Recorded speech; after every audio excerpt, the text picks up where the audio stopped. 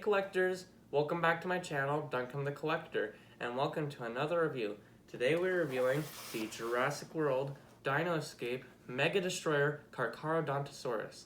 This girl looks awesome, and something cool about this figure is it's based on the car from Jurassic World Evolution, the park building simulator from 2018. If you haven't played this game, I would highly recommend it. In fact, the sequel just came out and I cannot wait to try it out. I can't wait to unbox her, but before we do, let's take a look at the packaging. Now this is the same packaging as the rest of the Dino Escape line, but let's still go over it.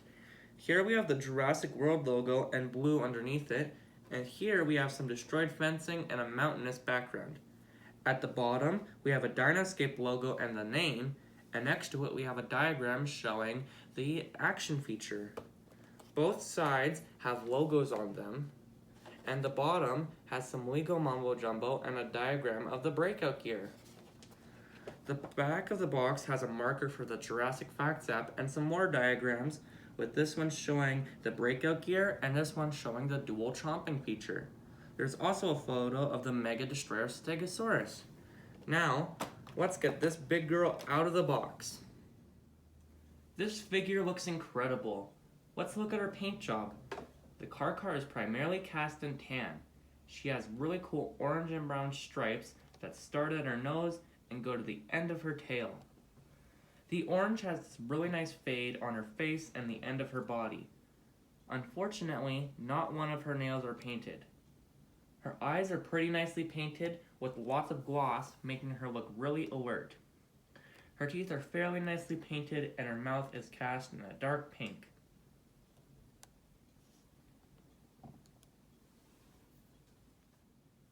Now, let's take a look at her sculpt. She has lots of nice scaling throughout her entire body. The Carcharodontosaurus' underside is really nice and has lots of nice wrinkling and creasing details. Her arms are really nicely detailed, with her legs having lots of these horizontal wrinkles.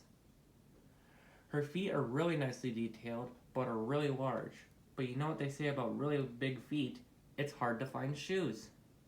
The bottom of her feet are really nicely detailed and have a flat and warm look, unlike most dinosaurs that have weird wrinkly feet like they just got out of the swimming pool. Cannonball. And there's the code for the Jurassic Facts app if you'd like it. Her spikes are really cool and make her look very threatening. Between the spikes and the stripes, she kind of looks like an 80s punker. Rock and roll! I really like her head. It's quite unique and different than most other carnivores.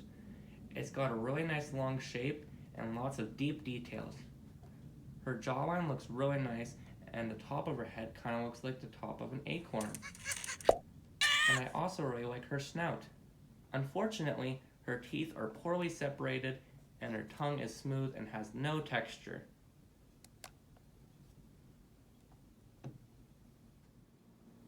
Now, let's go over her articulation and action.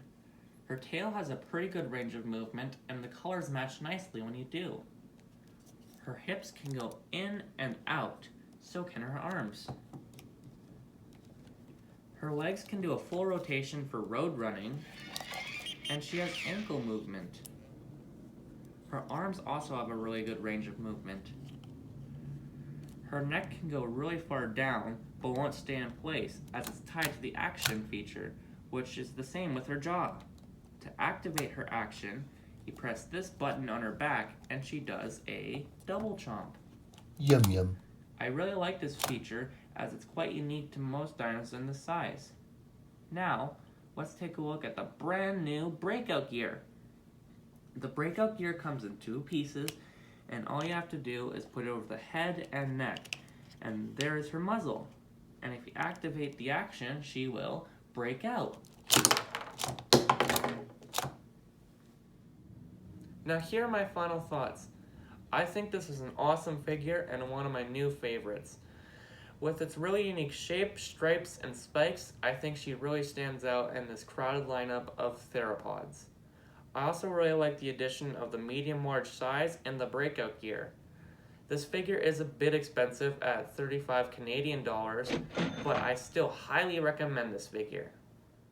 Now, for something I'm really excited for, we have our first viewer collection brought to you by Nathan the Collector. Let's watch. Hey, this is Nathan Fairweather, Duncan the Collector's first cousin once removed. Check a genealogy chart. When Duncan's daddy-o was just a boy, he could draw Shatterstar, and he had every G.I. Joe action figure an annoying little cousin could hope to play with during visits.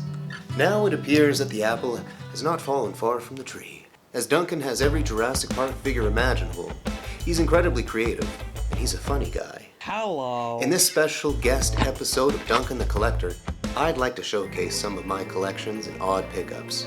And no better place to start than with my guitar pedal addiction, here in the pedal cabinet.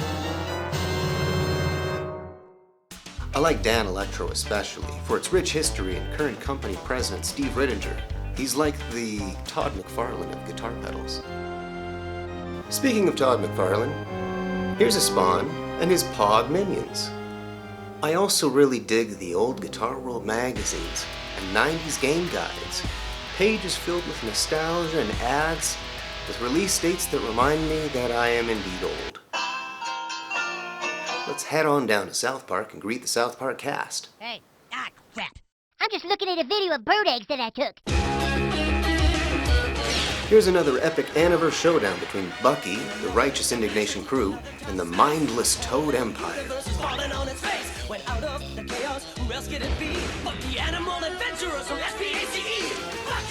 And finally, before we throw it back to Duncan the Collector, I'd like to give a shout out to the 6th and 7th generation of game consoles. I keep around games that I play again and again, but honestly, if it's driving me crazy or gotten repetitive, I'll move it along to the next game collector or to a real qualified gamer. Hey Duncan, thanks for this special guest spot on this episode of Duncan the Collector. Thanks, Nathan. That was awesome. Great collections. It'll be really cool to review those Bucky O'Hare figures sometime. One thing Nathan didn't mention was his collection of students, as he's a professional guitar instructor and a great musician. He also has a really good YouTube channel called Mediocre Music with lots of funny videos and guitar tutorials. I really hope you give his channel a visit. I'm so glad Nathan shared some of his collections with us. If you'd like your collection to be in a video, message me in the comments down below or hit me up on Instagram. Remember, a collection can be anything you'd want. I'd love to see it. From music to movies, toys, and more. It doesn't even have to be physical. I'm sure some people collect live shows they've gone to or places they've visited. If it's something you'd love, I'd love to see it. Alright, I guess that's it for now. If you've enjoyed this video, make sure to hit the like and subscribe buttons, and if you didn't, hit the dislike and unsubscribe buttons. If you like toy photography, or pictures of Cheddar the cat and Cheetah the dog, make sure to follow me on Instagram. Bye for now, and have fun collecting.